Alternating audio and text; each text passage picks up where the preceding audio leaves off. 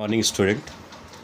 आइए आज हम बात करते हैं बिंदु आवेशों के निकाय के कारण विद्युत स्थितिज ऊर्जा।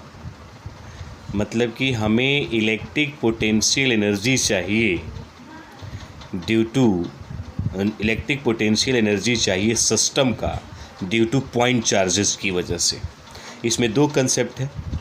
पहला होगा दो बिंदु आवेशों के कारण और दूसरा होगा हमारा तीन बिंदु आवेशों के कारण। दो बिंदु आवेशों के कारण और तीन बिंदु आवेशों के कारण। अब इन दोनों को समझने के लिए हमें सबसे पहले समझना होगा विद्युत स्थितिज ऊर्जा।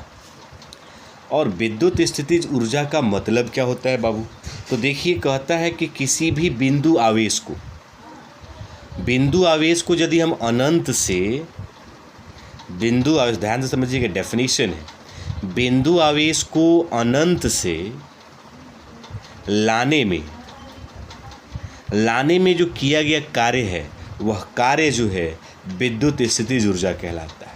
अब बात यदि कार्य की कहें तो जो आप कार्य में एक बात कह रहे हैं कि बिंदु आवेश को अनंत से ला रहे हैं, भाई अनंत से ला रहे हैं तो ला कहाँ रहे हैं?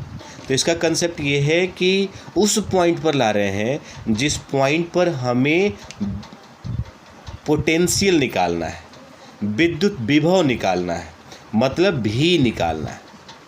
भाई इसके लिए क्या करना होगा? तो एक छोटा सा कंसेप्ट आपको क्लियर करा दें कि इसमें क्वेश्चन कहता है कि जो पोटेंशियल है, जो विभव है, वो W बटा में आवेश होता है। मतलब कि वर्क डन बाई Q, मतलब W बाई चार्ज। यहाँ क्रॉस मल्टीप्लाई यदि हम करें तो W बराबर हो जाएगा Q इंटू में भी जहाँ विभव है, Q आवेश और W कार्य।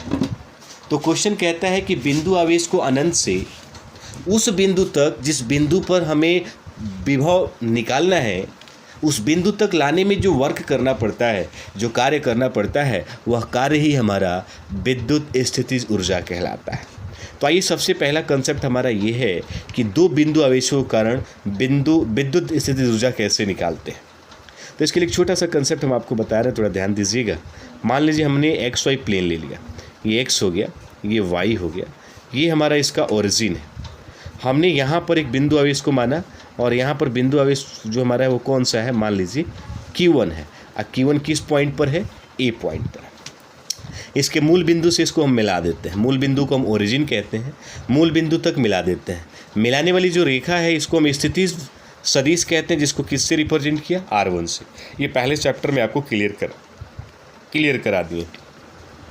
यहाँ पे वो पॉइंट मानते हैं जहाँ पर मान लीजिए B पॉइंट है, जहाँ पर हमें एक बिंदु आवेश को अनंत से लाना है। तो मान लीजिए कि इसको पहले हम यहाँ तक मिला देते हैं। तो इसके बीच की भी स्थिति ऊर्जा कितनी, स्थिति सदिश कितना हो गया हमारे पास? R2। तो इसको R1 माना हमने, इसको R2 माना। इन दोनों लाइनों को मिला देते हैं तो ये विस्थापन का रूप ले लेगा।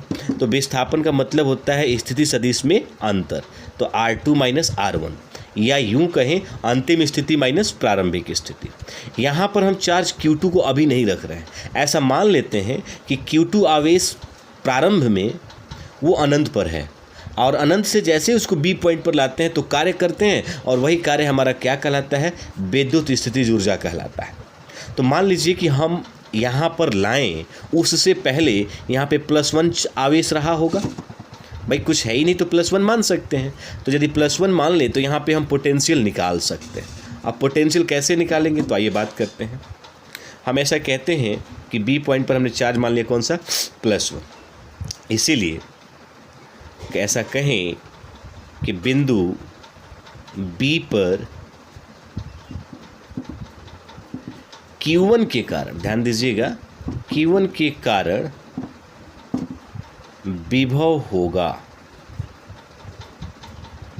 तो कौन सा विभव होगा भाई? तो V बराबर हो जाएगा 1/4 पाई एप्सिलॉन नॉट, और आवेश हमारा कौन सा है? Q1। अब बटे में ये B पॉइंट है तो यहाँ से यहाँ तक क्या होगा? डिस्टेंस हमारा AB जिसकी हमारा एक डिस्प्लेसमेंट है, तो यहाँ वेक्टर लगा सकते हैं, सॉरी विस्थापन। तो एक चीज़ थोड़ा सा देखिए, यहाँ पे यदि हमें AB की वैल्यू फाइंड करें तो AB इज इक्वल टू कितना दे रखा है? R2 माइनस में R1। मोड लगा दीजिए तो ऐसे कर दे सकते हैं इसको, R2 माइनस R1।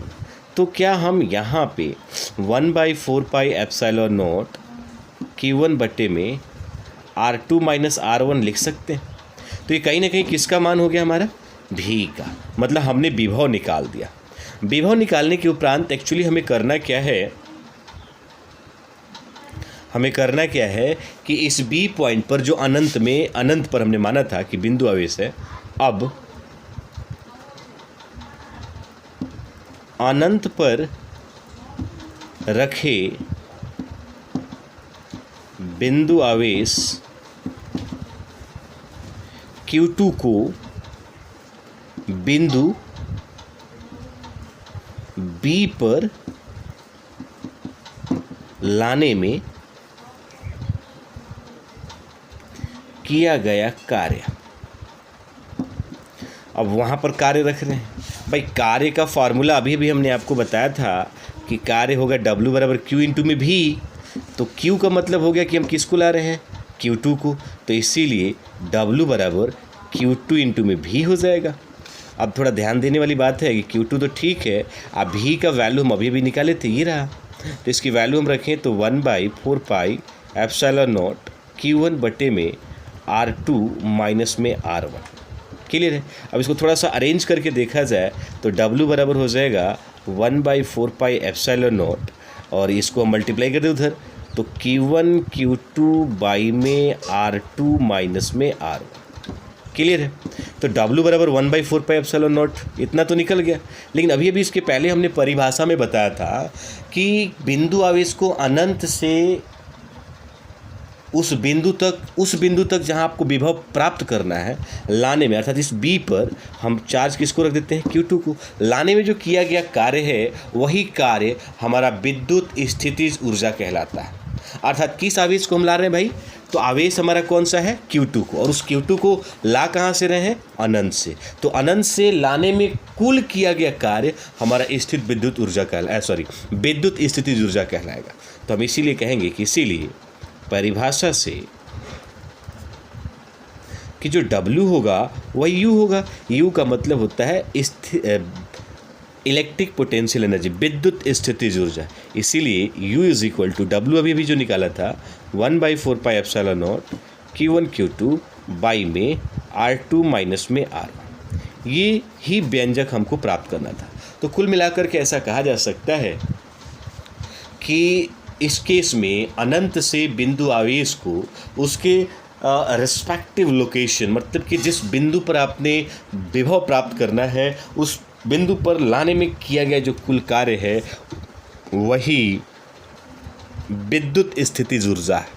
और ये 2 बिंदु आवेशों के कारण इतना होगा। अब सवाल उठता है 3 बिंदु आवेशों के कारण कितना होगा। तो कितने बच्चे सोचते हैं सर यहाँ Q3 लगा दें, तो जी नहीं, इसका कंसेप्ट ही अलग है, इस पर अच्छे से न्यूमेरिकल्स भी हैं। तो जब तक इस टॉपिक को एक बार देख लीजिए, यहाँ से पूरा पॉज करके वीडियो देख लीजिएगा, ठीक है।